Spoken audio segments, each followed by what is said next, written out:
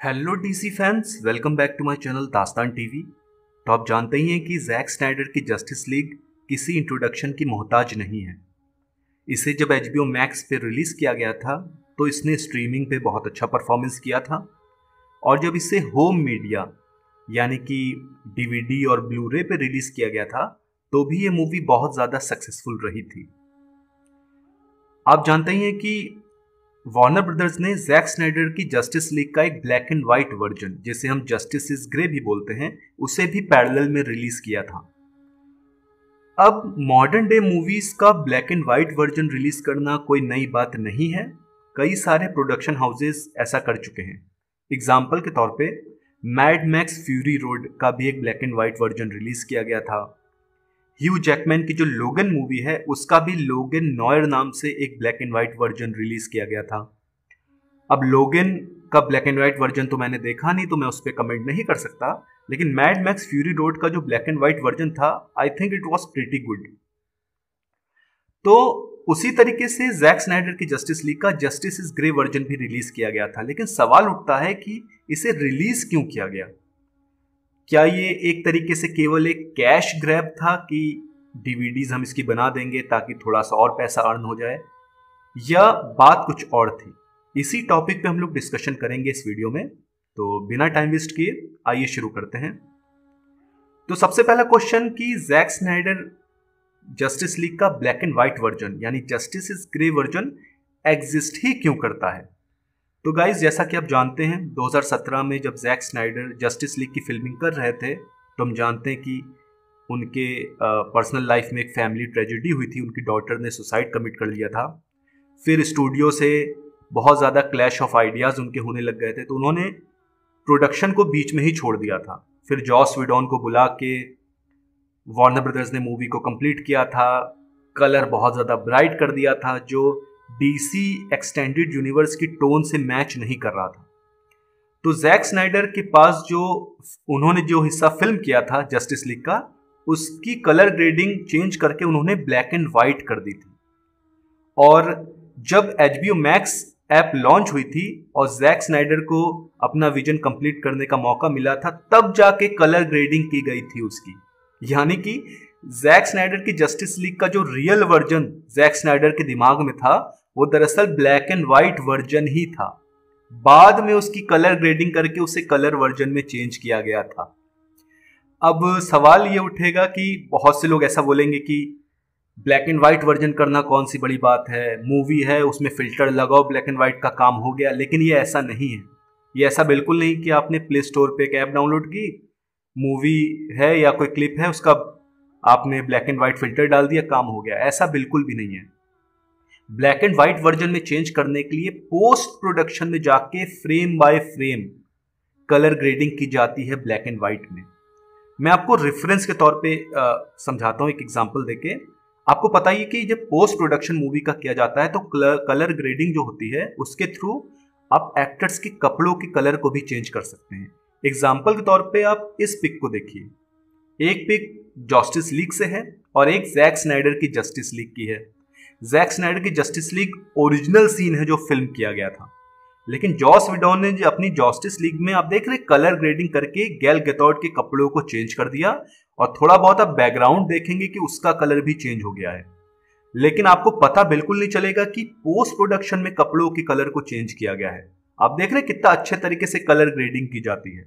एक और एग्जांपल मैं आपको देता हूं। जैक स्नाइडर जब जस्टिस लीग को फिल्म कर रहे थे वो चाहते थे कि हेनरी केवल ब्लैक सुपरमैन का सूट पहने, लेकिन वार्नर ब्रदर्स ने उनको ये अलाउ नहीं किया था। यानी रियल सीन्स जो फिल्म किए गए थे सुपरमैन के, वो उसके ब्लू और रेड सूट में ही थे। लेकिन जैक स्नाइडर की जस्टिस लीग में हमें ब्लैक एंड व्हाइट सूट दिखाया गया, और हमें बिल्कुल लगेगा ही नहीं कि ये ब्लैक एंड व्हाइट सूट नहीं है। वजह क्या है? Colour grading. एक एक फ्रेम को इतनी खूबसूरती से ब्लैक एंड व्हाइट में चेंज किया गया। तो ये बहुत ज्यादा गाइस टाइम कंज्यूमिंग है और बहुत ज्यादा मेहनत वाला काम है। क्योंकि प्रॉब्लम यह है कि जब आप एक कलर्ड मूवी को ब्लैक एंड व्हाइट में चेंज करते हैं तो आपके पास कलर के ज्यादा ऑप्शन ही नहीं है। आपके पास व्हाइट कलर है, पिच ब्लैक कलर है, और ग्रे के शेड्स हैं आपके पास। एक हल्का ग्रे होगा और थोड़े से डार्कर ग्रे होंगे। तो ये ध्यान रखना कि किस पार्ट को कौन सा कलर दिया जाए ताकि डिटेलिंग मिस ना हो, ये बहुत ही ज़्यादा टाइम कंज्यूमिंग वर्क है। और जैक स्नाइडर जस्टिस लीग का जस्टिस ग्रे वर्जन की हम बात करें तो ये जो मेहनत थी वो रंग भी लाती है, और मेरे ख्याल से पर्सनली मेरा ओपिनियन है कि justice grey version best version है जैक स्नाइडर की जस्टिस लीग का। मेजॉरिटी ऑफ लोग शायद इस बात से एग्री ना करें क्योंकि मेजॉरिटी ऑफ लोगों को कलर्स, ब्राइट कलर्स बहुत ज़्यादा पसंद हैं, लेकिन मुझे low brightness, high contrast, high saturation वाले जो कलर्स होते हैं, जैसे जैक स्नाइडर के विजुअल्स या ड्यून के डायरेक्टर जो हैं डेनिस विलेन्यूव, उनके विजुअल्स, इस टाइप के मुझे विजुअल्स बहुत ज़्यादा पसंद हैं, तो मुझे जस्टिस इज ग्रे बहुत ज़्यादा पसंद आई। अब इसका रीज़न क्या है? जस्टिस इज ग्रे वर्जन में फ्लैश के जितने सीन्स हैं गाइस, वो और ज़्यादा निखर के सामने आते हैं, यानी फ्लैश के सीन्स को ये और ज़्यादा इंप्रूव कर देता है। ओरिजिनल वर्जन में यानी स्नाइडर कट में हम जानते हैं कलर ग्रेडिंग बहुत ज़्यादा खूबसूरत थी, लेकिन जस्टिस इज ग्रे वर्जन में होता क्या है, जब फ्लैश रन करता है उसके आसपास लाइट की जो विजुअल्स आते हैं, बैकग्राउंड पूरा पिच ब्लैक है या डार्क ग्रे है, उसके ऊपर ये वाइट कलर की जब लाइटनिंग आती है तो ये और ज़्यादा खूबसूरत लगता है, बहुत ज़्यादा कंट्रास्टिंग लगता है, शेडोज ऑसम लगती हैं, और एक तरीके से विजुअली मूवी और ज़्यादा अच्छी हो जाती है। और मान लीजिए कोई ऐसा सीन है जहाँ पे बैकग्राउंड में सूरज है और किसी कहें तो बिल्डिंग के अंदर कैरेक्टर खड़ा है या किसी क्लिफ के पास खड़ा है और सूरज कहें तो पहाड़ों के पीछे छुपा हुआ है, तो आपको कहीं ना कहीं सीन्स बहुत ज़्यादा खूबसूरत लगेंगे। जस्टिस इज ग्रे वर्जन एक क्लासिकल टच मूवी को देता है और मूवी को और ज़्यादा टेंस और हाई स्टेक्स वाला बना देता है। तो पर्सनली मेरे ख्याल से जस्टिस इज ग्रे वर्जन बहुत ज़्यादा बेटर वर्जन है in comparison to colour version. लेकिन गाइस एक थोड़ा सा मैं डिसपॉइंटेड हुआ था, मुझे ये लग रहा था कि शायद जस्टिस इज ग्रे वर्जन में हमें कुछ एक्स्ट्रा सीन या एक्स्ट्रा डायलॉग्स देखने को मिलेंगे, लेकिन ऐसा कुछ नहीं है। मूवी की पूरी सेम है, खाली इसकी कलर ग्रेडिंग जो है वो ब्लैक एंड वाइट में की गई है।